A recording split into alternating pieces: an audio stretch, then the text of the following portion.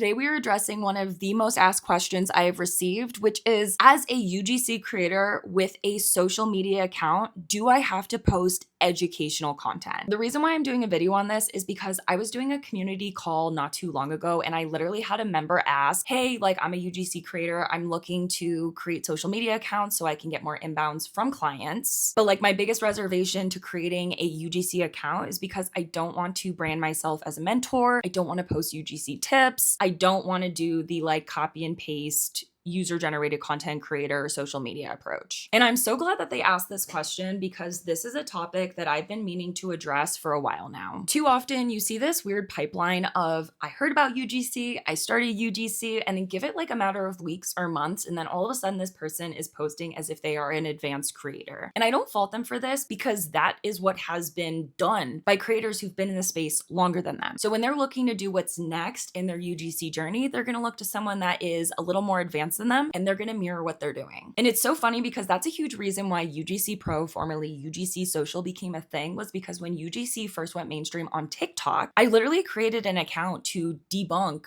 misinformation. And then over time, people were like, wait a second, we should listen to this girl. She kind of knows a thing or two. But then unfortunately, a lot of other people started copying what I was doing because they're like, well, I want to show that I understand UGC too. Their logic being, well, if I post tips or just expert advice, brands are going to see that and they're going to want to hire me because I know what I'm doing. But the truth of the matter is, when you are posting educational content, you are attracting a target demographic that you are not looking to attract. If you are a creator looking to acquire clients, you are going to need to change your content pillars. And by the end of this video, you will know exactly what to post to enhance the likelihood of inbounds from clients without falling for the educational content trap. The people who are benefiting posting educational content online are going to be those that are mentors, that have a community, an accelerator, a PDF guide, a video course. If you are a creator that's just posting UGC tips, sure, you might be able to cultivate a community online, which is great, but if that's your only content pillar, you're not going to be attracting prospective clients. In layman's terms, posting educational content as a creator looking to acquire clients is essentially shooting yourself in the foot. Creators I want to go more in depth on are Julia and Shailyn, two Canadian UGC creators, and Taylor Ives, who is a California-based creator. It is clear that their content pillars do not rely upon UGC tips and tricks. Not to say that they don't post about them, they are primarily posting personality-based content, and that's what I want to talk about today. I want to emphasize that I'm sharing this for inspiration.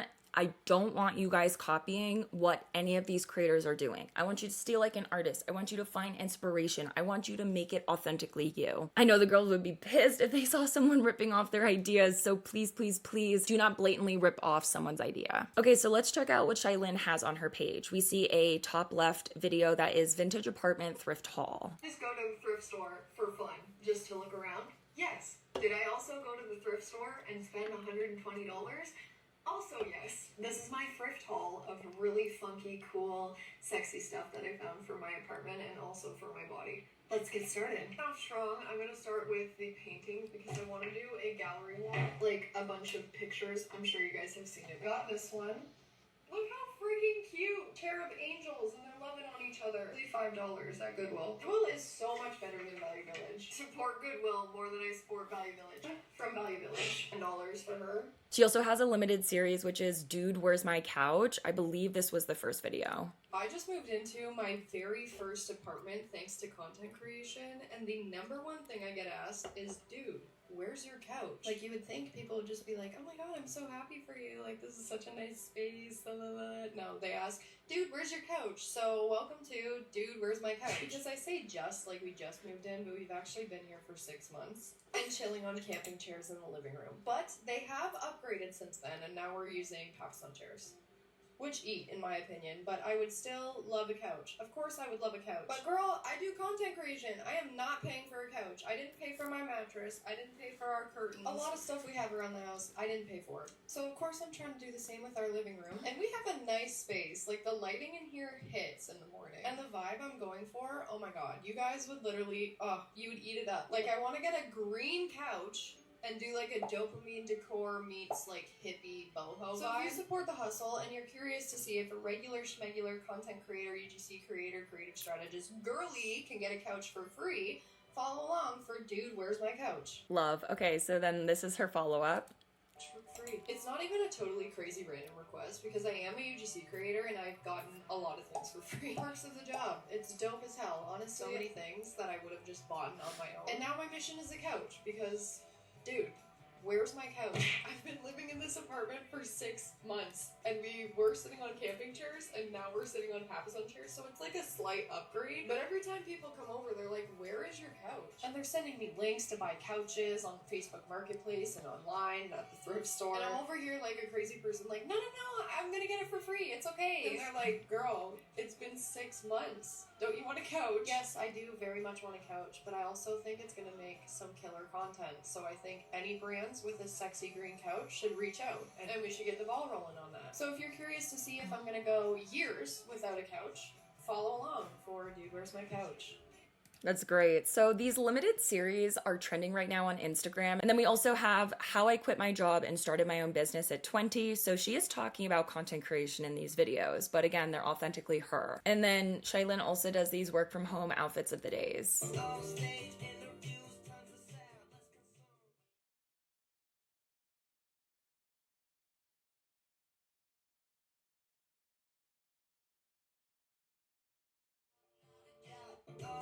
So cute. Yeah, so for a while she was doing those and she kind of slowed down on it, but there was a time where she was definitely doing more of them.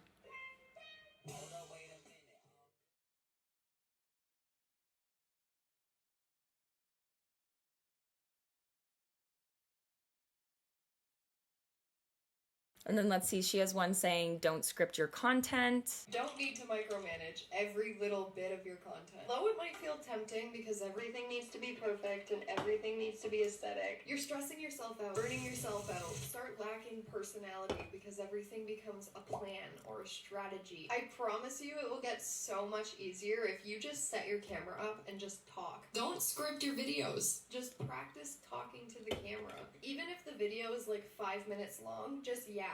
Give yourself a rough idea. Give yourself some little bullet points.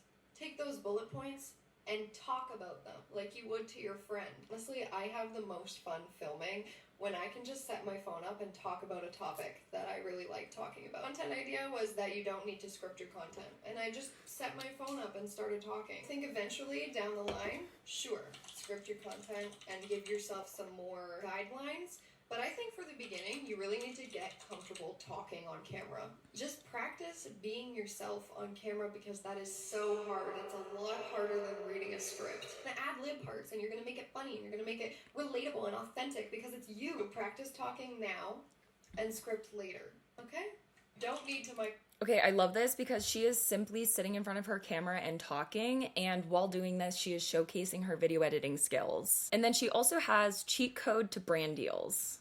You want a real cheat code for getting brand deals? I have it. I'm sure you want something super easy and apply in 2 seconds that will make you go viral and make every brand want to work with you. Because we're humans, we like stuff easy. My tip is easy, you're just not willing to do it. You have to be willing to put yourself out there. And no, Michelle, I don't mean using a trending sound with text on screen or posting a carousel, you and your boyfriend on vacation, or posting you when you're a little and you now, because that's not you. That's not really you. So much more than a couple pictures from vacation, much more than a trending sound and text on screen. You are funny. You are relatable. You are human, so it makes you relatable. And if I'm really honest with you, your personal brand is you. It's you showing up on camera. You can post all the trends, you can have an aesthetic feed, it's you that sells. Not once has a brand said they hired me because my page looks aesthetic. Every time I get an inbound from a brand who wants to work with me, they say they love my personality, energy, love the way that I show up on camera. You think you're posting enough and you're doing enough and you're still not getting brand deals? Ask yourself, am I really showing up as myself, or am I showing up as a version of somebody else? Damn. That hit. Okay, so this is Shailyn's page. So Julia has been doing such a great job with posting engaging content that has literally nothing to do with UGC tips. Okay, so come with me to my first Pilates. Today we're going to my first Pilates class ever. I am so late to this trend. The reason why I want to do Pilates is because number one, I see everyone Number 2, I just feel like a regular gym membership, I never go. Weight training doesn't really light me up. And then she had her follow-up, which was here. Guys, this is my second Pilates class. Let's see how this goes. I feel amazing. The instructor Danielle is amazing. For those of you wondering, it's Coco Pilates. It's in the Leslieville area. I live near the Distillery District. It's like a 5-minute drive for me. It's still challenging. You get a really good workout. You just feel like so good at the end of the lesson. I highly recommend it. And then it looks like she has a few recipe videos. Instead of ordering greasy takeout tonight, try this cozy meal you could prep in under 30 minutes. Olive oil, 1 onion, 6 cloves of garlic. I just put some onion and garlic in this food processor. I'm just scooping it into the crock pot. You're gonna need 2 to 4 pounds of stew meat, 1 whole can of strained tomatoes, rosemary leaves, parsley, chili powder, paprika, cumin, and oregano leaves, 1 teaspoon of beef bouillon, and salt and black pepper. Feel free to add some carrots or any veg that's in your fridge. Put it in your crock pot low for 6 hours or high for 4 hours. Since I don't have any potatoes, we are doing gnocchi because it has potatoes in it, and it's kind of like a saucy, soupy recipe, so I think it'll go well. When I first moved out, this was one of the first recipes I ever learned how to make, and I still make it because it's so easy to just throw a couple ingredients into the crock pot and have a great meal at the end of the day. It's healthy and it's perfect for fall. All right, let's see what else she has. Oh, Toronto Humane Society. Today we're going to the Humane Society. They run this yearly event called Paws in the Park, where you get to see all of their adoptables. Jody's getting a brother.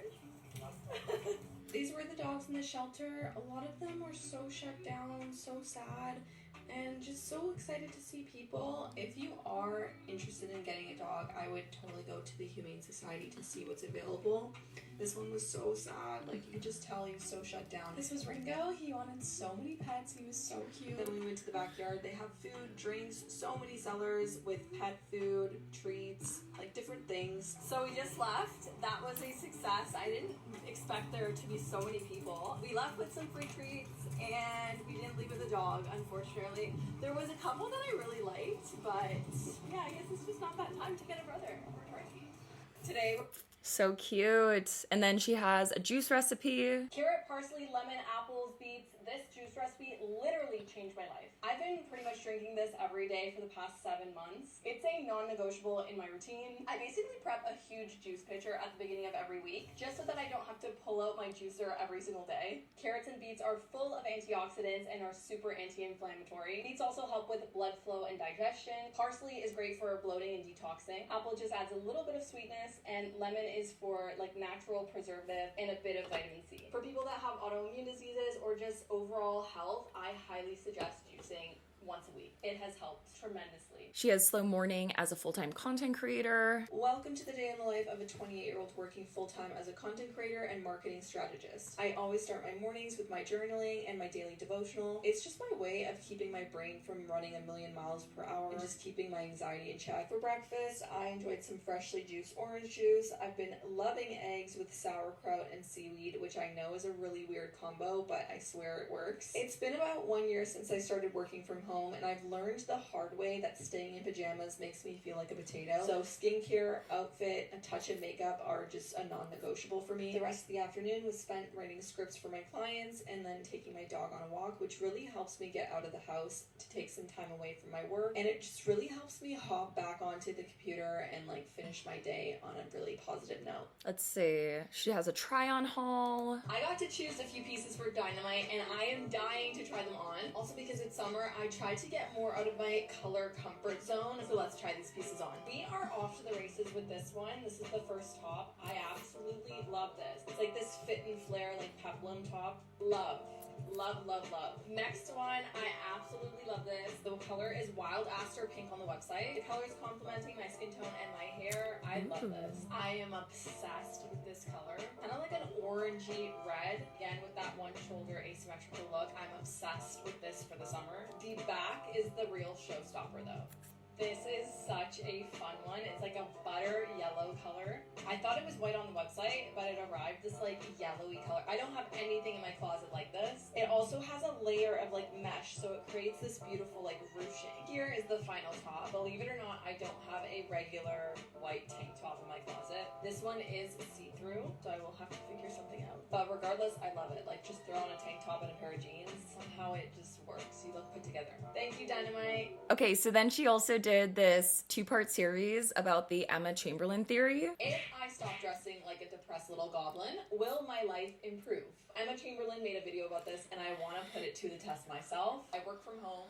This is currently how I'm dressed, how I pretty much dress every day. If I put work into my daily appearance, will it make me more productive? I genuinely have no idea, so I'm doing this for a full week and I will report back every day. This just in, I've made my dog really sad because I just shave my armpits. I never shave my armpits, only when I'm going out, so she thinks I'm going somewhere. Anyways, this is the outfit, but with mixed metal jewelry to match the halter top. I even put on lipstick. The fragrance for today, because I'm going full beat fragrance outfit everything. Scandal by Jean Gaultier, I think. It's day 2. I would say yes. I was very productive. I was working pretty much the whole day. This is what it looks like. This is the outfit. I'm gonna be working from home for a couple hours and then I have to head out to go to a tennis tournament. The fragrance today is from Replica, Afternoon Delight. Perfect, because it's the afternoon. It's like a warm, powdery, sweet fragrance. Welcome to day 3 of my challenge. Just a little recap of day 2. I was very productive. I had a doctor's appointment in the morning, worked when I got back, and then also worked some more. I went to a tennis event. We got home really late. So today I'm just like not feeling in the mood to put on a nice outfit. This is the outfit. Makeup is done.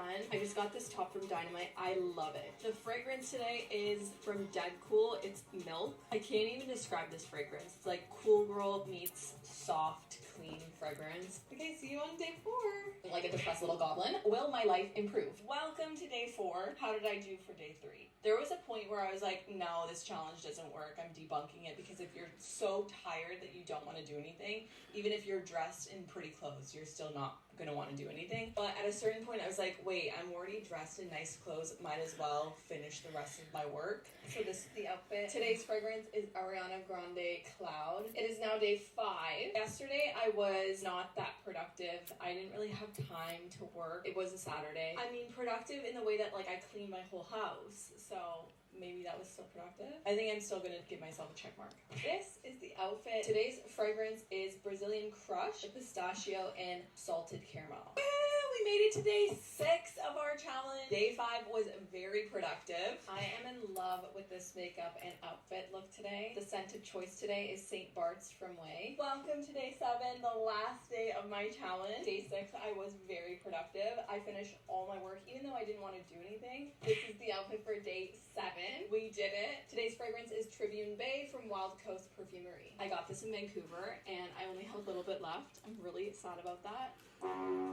So number 1, it's a great use of my stuff, like fragrances, clothes, accessories, stuff I wouldn't use on the regular, and I have so much in my closet and sitting in my bathroom, so I'm glad that I'm actually using my fragrances and like all my nice stuff. Number 2, it brought me so much motivation to complete my stuff because I looked good. 3, it brought me so much joy. Like this was like one of the highlights of my day is looking pretty and just feeling good. And some cons, sometimes it was uncomfy to wear like jeans on my couch. It felt weird. Sometimes when you're tired, it's just not fun. Like sometimes I was just like, I feel exhausted and I'm not looking forward to putting on a whole outfit today. I hope you guys like this series. If you want more, comment your suggestion for the next one below. Love. So she also took us on the lower bluff surgeries. So let's see where those are. So that's one. There's a few of them I thought. Maybe this is, oh, this one I think. Today I'm going for an under-eye blepharoplasty consultation with Dr. Babak Maleki at Toronto Eyelid Surgery. The reason why I'm getting this is because it's a long-term solution. And if you look at my under-eye bags, they are hereditary. So everything I've done, every cream I've tried has never worked. And I'm looking for a permanent solution. Okay, so we're going to start the examination. We've got at least a moderate degree of fat prolapse, both lower lids. So the darkness in your case is a result of 3 things. 1, the eye bag creating shadow. 2, an actual depression. And 3, the skin being slightly more purplish or reddish because of the proximity of the vessels to the skin and how thin your skin is. Just to summarize what we're doing, a transconjunctival lower lid blepharoplasty, which means go from the inside to address the under eye bags, fat transfer to the hollow areas, some laser resurfacing treatment on the same day, and just prior to your surgery, we'll do the vein treatment to help with the veins. Thank you so much. All right. Okay, and then this was the follow-up. My lower blepharoplasty. It's 7:26 a.m. I didn't sleep at all last night. I was just so nervous. I couldn't get to bed. Say goodbye to these bags. They actually look worse because I didn't get any sleep.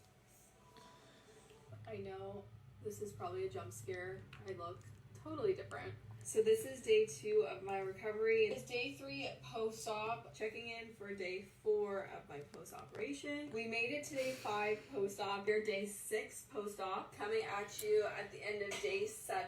I just got back from my post-op appointment where I got the stitch removed. This is how it looks like without the stitch. I feel instant relief. Stay tuned for part 2.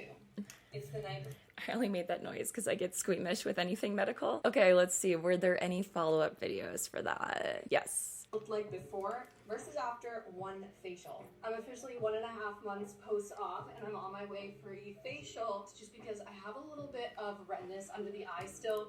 It's part of the healing process and full healing should be around 3 months. I also had a conference to go to, so I wanted to really treat myself by getting a facial. If you ever go to the Aesthetic Lounge in Toronto, ask for Sunny. She was my facialist and she killed it. I got the diamond facial. They actually used a diamond tipped wand to exfoliate, extract, and infuse my skin all in one go. We ended off with laser genesis, which is amazing for reducing redness, especially underneath my eyes. It uses gentle heat to stimulate collagen production and calm inflammation. So my skin looked like glass and glowy by the end of it. Just look at this before and after. Honestly, 10 out of 10 experience. My skin really needed that. Okay, so she has so many fun things on her page. Another one, how to crush script reads. Script reads and make them so easy for me every single time. Number 1, download the teleprompter app. Copy and paste the script onto another phone if you have one. For the best quality, use your back-facing camera. You can actually use a hair tie or an elastic band to attach it to the tripod and you get your hair tie. Have the teleprompter app with your lines on and you literally just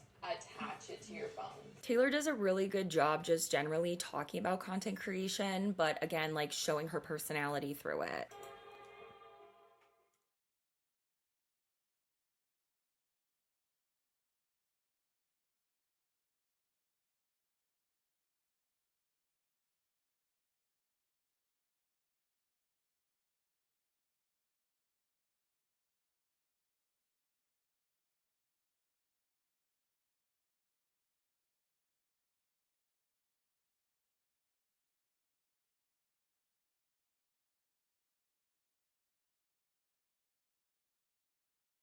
Damn, that's crazy. No, because the influencer talk needs to stop. Like, you cannot expect me to sit and listen to you say in an ad, oh my god, this is my favorite drink, I'm obsessed, I love it, go buy it. And expect me to think, yes, add to cart. Like, what does that do for me? Saying you're obsessed doesn't make me want to buy the product. I'm glad you like it, but like, why should I? How does the product make me feel? What does it do for me? Like, give me something. Consumers are selfish. They don't care about you. They care about what you or the brand can do for them. Saying that you love X product and you use it all the time will just never work. And before you say it, yes, I am aware of brand awareness, but this is just lazy marketing, and you can't blame lazy marketing on brand awareness. Marketing is all about saving people time and money. Yes, brand awareness is great, but there's only so much brand awareness you can get until people just know your packaging and not your purpose. Sue me, but I do think influencer marketing is outdated. This is why brands need to start hiring UGC creators who actually understand the marketing side of things and will 10x your business. Your ads won't come across as fake. We actually know how to sell to consumers and make them feel heard, because there is a whole strategy behind ads that can make or break a sale that 90% of people don't know. So if you're brand working on a new campaign, especially for Q4, and all you're getting back is people saying they are obsessed with your product, let me help you craft ads that will actually make your product sell and build your brand story.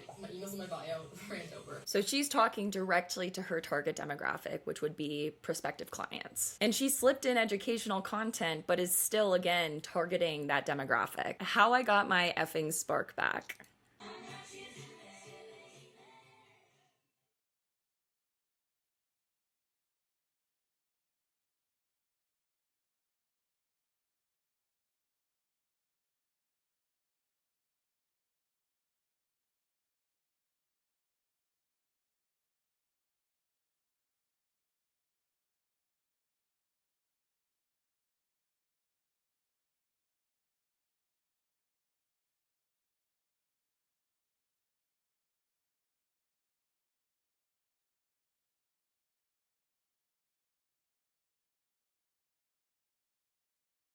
Love.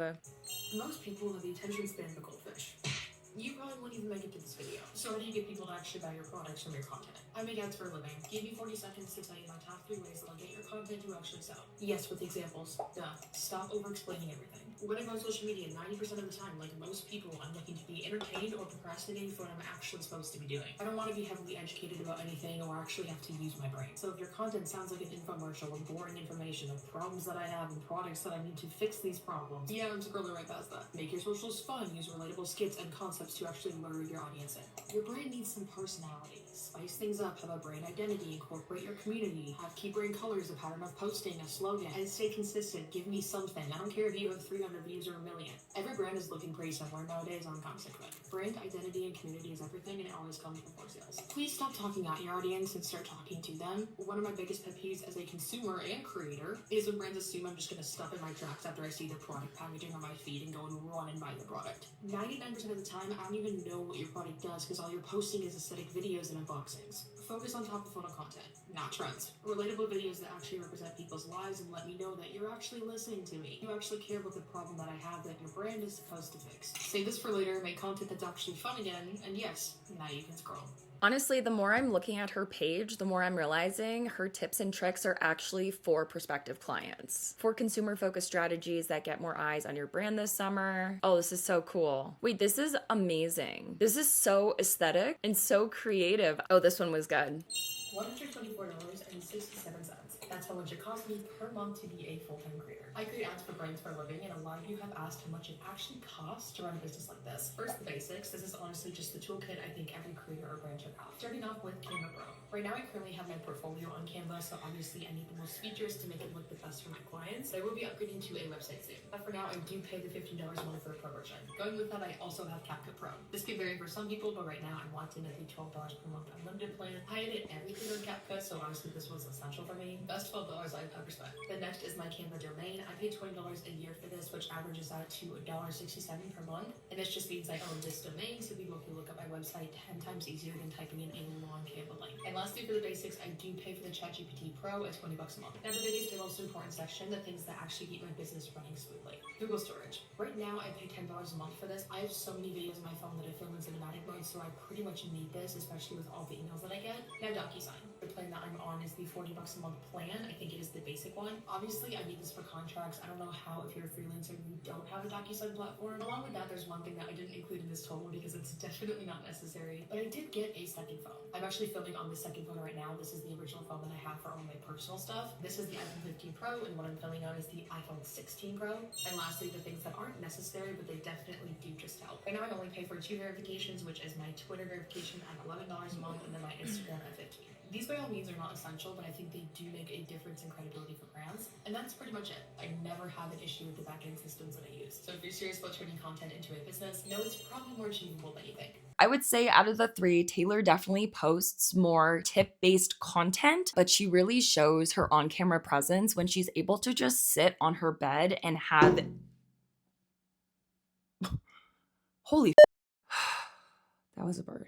That scared the out of me. A few moments later. We're going to ignore the fact that I just took a brief intermission. It is Labor Day, and for some reason in my mind I thought the pharmacy isn't going to be closed on Labor Day. People need their medications. It's closed. We will push forward, unmedicated. Your girl has ADHD, and I'm trying my damn best. The biggest takeaway is that this is an extension of their portfolio. They have shown by what they have chosen to post that they know how to create high converting content. Even if the algorithm isn't in their favor that day, the best practices that we use in our ads was also reflective in their organic content in a way that felt natural, authentic, and fitting the platform, aka Instagram, Reels, where they're going live to. Think of it as personality content that doubles as content that is reflective of your skills. Brands want to know who they're working with outside of your capabilities as a creator. How you weave your storytelling skills, video editing, and filming naturally into your content. Say, for example, it's a lifestyle vlog. You can showcase the transitions, editing flair, and even product integration, even without labeling it UGC. That is what Julia Shiley Lynn, and Taylor all do really well. Because there are two paths when you are posting as a UGC creator: attracting clients or attracting students. Your content is going to dictate your audience and, most importantly, your inbounds. Now, I'm no expert at content pillars, but one thing I want to challenge you with is picking 3 to 4 content pillars that you plan to post on your socials. For example, lifestyle and personality, daily routines, lifestyle hobbies, behind the scenes of content creation. You can still post that you're a content creator, you can still post about UGC, but show the behind the scenes of what that looks like. You can also lightly touch on the content creator journey or lean heavily into it like Taylor. And you can do all of that without slipping into the mentor mode. And then of course, sharing portfolio examples is great as well. But there are so many other content pillars out there that you could leverage. It ultimately just depends on you and your personality and your lifestyle. So if your goal is to attract clients, stop falling into the content creator tips and tricks. Defaulting to educational tips is going to attract creators. When you have content that is reflective of your personality while also showcasing your skills, this is an inbound magnet for brands that are looking for content creators. Something that's really big right now are limited series, and that's something that I'm actually working on myself for UGC Pro. Not only that, but I've also been really tempted to basically rebrand my personal Instagram because I would love for it to actually be a brand inbound magnet. It's collected dust over the years, but it's something that I've been really thinking about. It's just a matter if I'm willing to prioritize it or not, since I'm quite busy already. If you found this video helpful, make sure to subscribe, comment any follow-up questions, or any ideas you want to see in future videos. I am going back to my posting on Monday and Friday schedule as of today. I took a few weeks off because I was prepping for Creator Confidential and also needed to recover after the event, and I can't wait to talk more about it in the future. All right, I'll see you guys in the next video.